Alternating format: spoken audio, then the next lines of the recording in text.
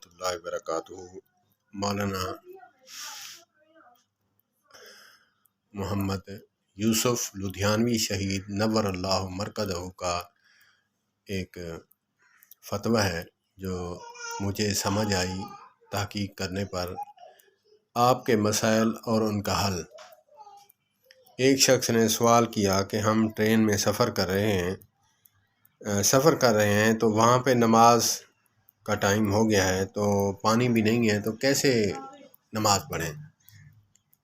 उन्होंने फरमाया कि जो ट्रेन के डब्बे में उसकी दीवारें होती हैं या उसका शीशे होते हैं, वहाँ पे मिट्टी की तह जमी होती है, वहाँ पे हाथ लगाएं, हाथ फेरें और हाथ पे फूंक मार कर तयम्मुम कर लें।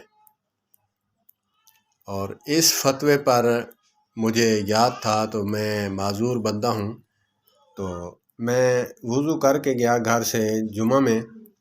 तो जुमा के साथ जुमा पढ़ते वक्त जो है उससे पहले खुतबा ख़त्म होते ही मेरा वुज़ू टूट गया। तो मुझे मौलाना यूसुफ लुधियानवी शहीद नव्वरल्लाहु मरकदहू रहमतुल्लाहि ताला अलैह, अल्लाह पाक उन पर करोड़ों रहमतें नाज़िल फरमाए और अल्लाह पाक उनकी कमी कोताहियाँ माफ़ फरमाए। तो उनका मुझे फतवा याद आ गया, तो मैंने कहा वुज़ू करूँ जाऊँ घर तो बहुत मसला है। तो वहाँ पे खिड़की थी साथ, और साथ ही मैं चेयर पे बैठा था और खिड़की में मिट्टी की तह जमी हुई थी। मैंने वहाँ हाथ लगाया और फूंक मारी और मैंने तयम्मुम कर लिया। अल्लाह पाक मौलाना यूसुफ लुधियानवी शहीद रहमतुल्लाहि ताला अलैह के दर्जात बुलंद फरमाए। अल्लाह पाक इन उलमाए कराम को जो ज़िंदा हैं इन जैसे, अल्लाह पाक उनको हम पर जो है तादेर कायम व दायम फरमाए।